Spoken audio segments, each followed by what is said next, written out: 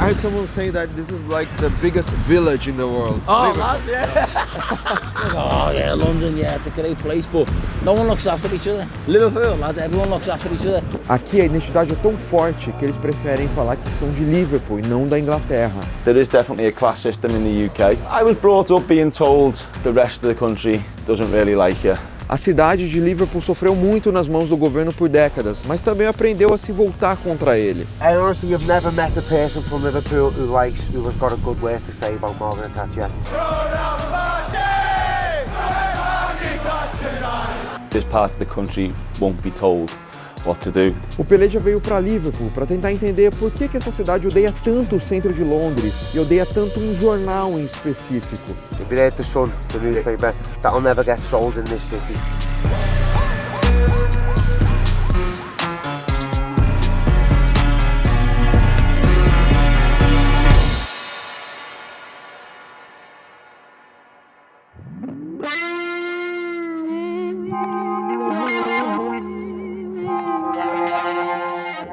Liverpool não é uma das cidades gigantes do Reino Unido. Ficou famosa no mundo por causa, é claro, dos Beatles, mas muito também por um clube de futebol cheio de significado.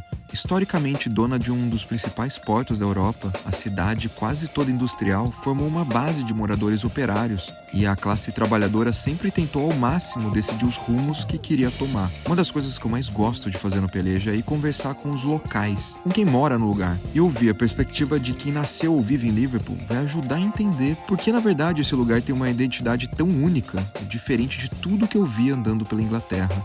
O Dan Sanderson é um jornalista local e torcedor do Liverpool. Ele me encontrou num pub perto do porto da cidade. A relatively small place for the amount of impact it's had on the world, whether that's through music, football, culture, industry. If you go back far enough, I lived in London for a long time and I've lived in a lot of other big cities, or I've visited a lot of other big cities, and this place is more welcoming. There's a massive rivalry between us and London, and like obviously we've got the Beatles and all that, and it's the best place on the world. It's the best place on the planet. Well, a lot of people are getting me taxi from all over the world.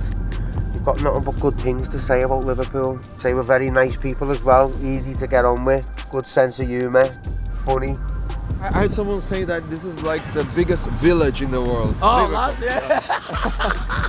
Honestly, it's weird. I don't really know how to explain it, but you walk around this place and like you meet some people. Honest to God, you meet some people and it's fucking brilliant. No offense, but I'll probably never meet you again. You know what I mean? I'll never meet you again.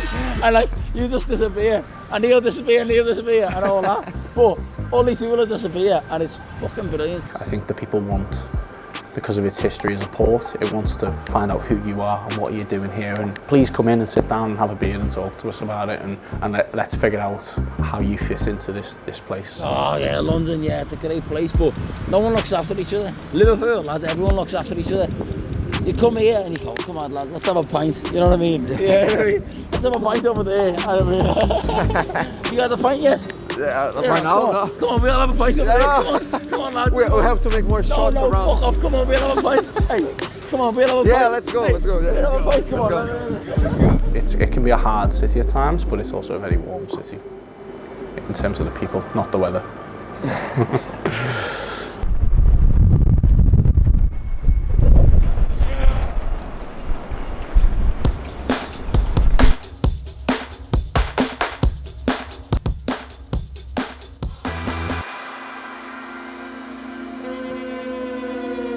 There is definitely a class system in the UK.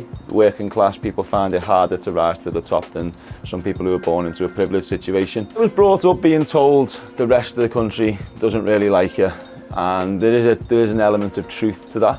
We go back to before to we're so different to the rest of the country, we have our own identity, etc. that comes from that. People in Liverpool, we see ourselves as different to the rest of the country. See ourselves as almost our own little republic. We don't vote the same way as most of the country does. It's a very left-wing type of city as well, and it's got a very good mix of different nationalities and people, and that all goes back from when the Welsh first started coming here and then the Irish immigration. A lot of descendants have come from Ireland, haven't they? Sort of similar. They talk fast, they break words down. It's like our language, we We use a lot of words, we break down a lot of words, and obviously we talk fast. A lot of people think we talk very fast. Now, you see, I'm talking facts here. I don't do if, buts and maybes, I do absolutes. And, you know, like, if your aunt had balls, she'd be your uncle, but she doesn't, so she's not. Do you know what I'm trying to say? Me personally, I don't really care what other parts of the country think about my accent, but I'm proud of it.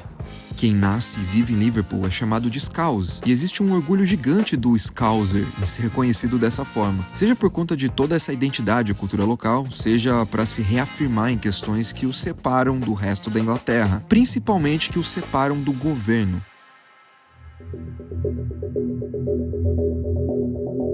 Margaret Thatcher foi a primeira-ministra britânica de 1979 a 1990, provavelmente a política mais odiada pelos Scousers e pela classe operária ao redor da Inglaterra, principalmente por conta das suas políticas públicas neoliberais que contribuíram para o desemprego estourar no Reino Unido, piorando a vida de quem não era rico. Liverpool foi sempre conhecida pela essência rebelde, com greves e protestos contra quem estava no poder. Naquela época, o Partido Conservador e a Thatcher, obviamente, sabiam disso. This part of the country won't be told what to do. This part of the country will fight back.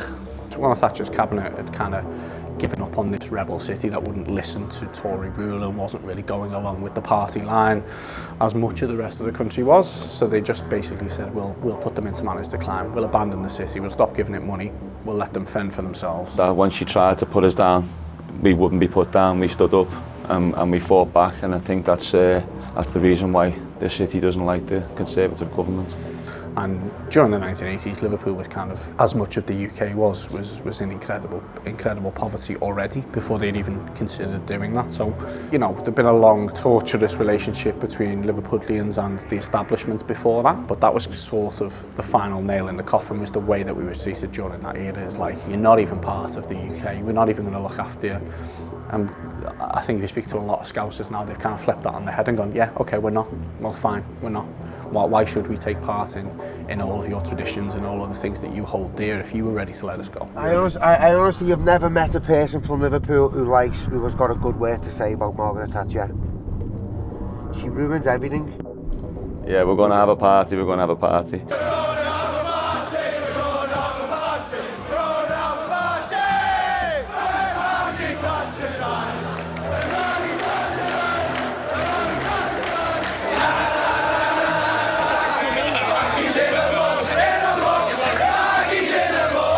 Going to shy about it. This city did celebrate when Margaret Thatcher died, and the reason for that is because the misery in which she poured onto the city.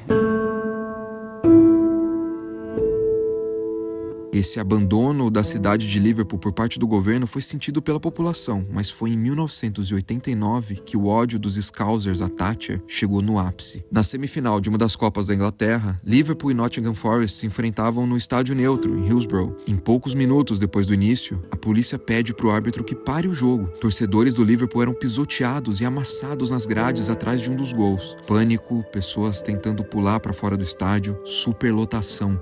Foram 96 mortos, todos torcedores do Liverpool. Outras dezenas de pessoas tiveram sequelas para o resto da vida. Uma delas faleceu há poucos anos, mudando o número 96, tão relembrado e marcado na história do clube, para 97.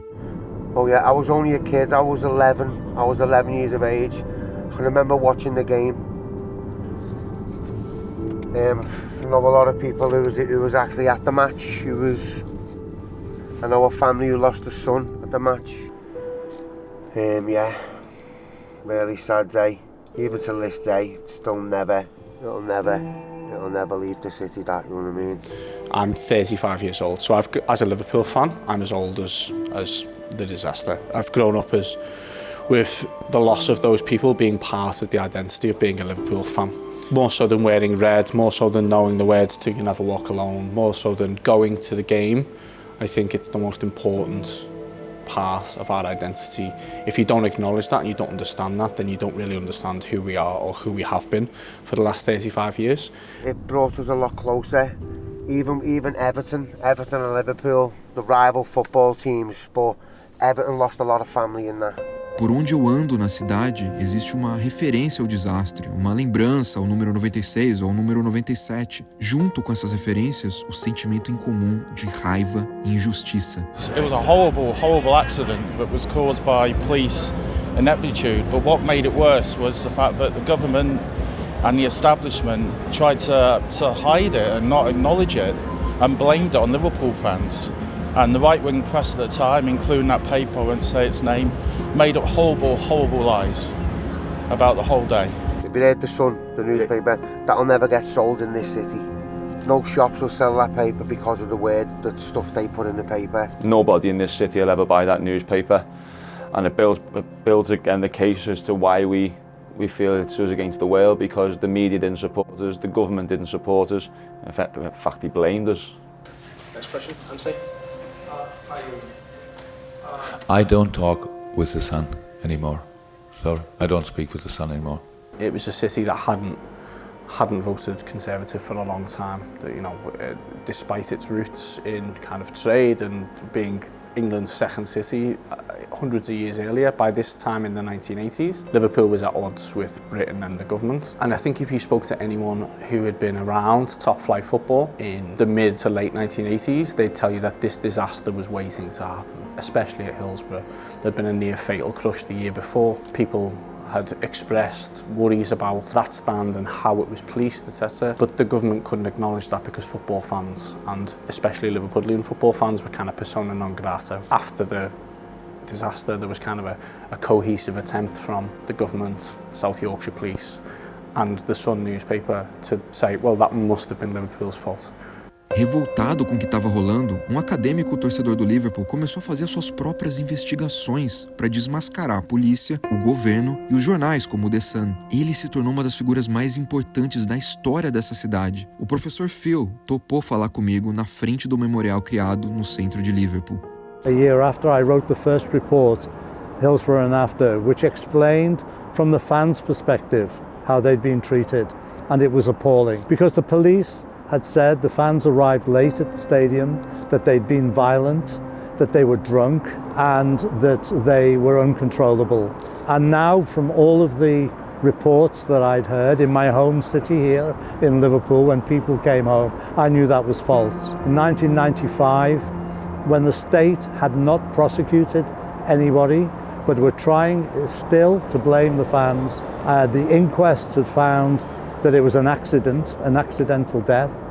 I was furious, and for the next 10 years I worked with the families and survivors. We built a case and forced the government to open a new inquiry, a new investigation and new inquests. So on behalf of the government, and indeed our country, I am profoundly sorry that this double injustice has been left uncorrected for so long.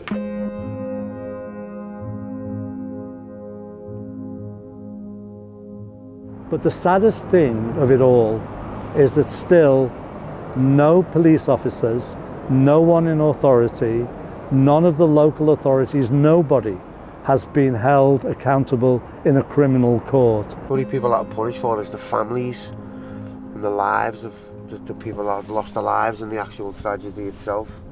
I also think that the strength through adversity, through that and through everything that happened before it, in terms of the politics of the region and how the government turned its back on the city, it has shaped what you see when you walk around this place now. When you walk around Anfield or around Goodison Park, we speak about Liverpoolians as people from the city, not necessarily red or blue. The way it stuck together through all of that and the way it was strong through adversity is a huge part of this city's identity now.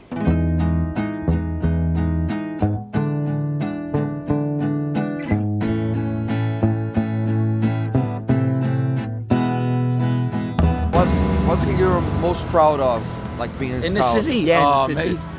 Besides Honestly, the club, of course. Apart from the club, the people makes me the most proud ever, you know, because like it doesn't matter where you go in the world. It doesn't matter whether you're in fucking Australia, Bali, New York.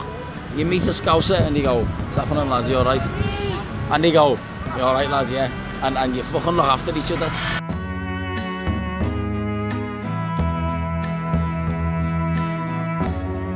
The people are the city's heartbeat, and it's the reason why we have such a strong identity. It's why everyone knows what a Scouser is and what a Scouser sounds like. And of course it's football team. I'm a massive Liverpool supporter and I always will be. And I love going around the world watching my team play. I love it when Jurgen Klopp says that he's on the left, he's a socialist. Andy Robertson has his own working class initiatives in Glasgow. But Liverpool Football Club as a community is one thing that'll be there forever. Long after Jurgen Klopp goes, it'll be there long after Mo Salah leaves. And the people who are in the stands are far more important.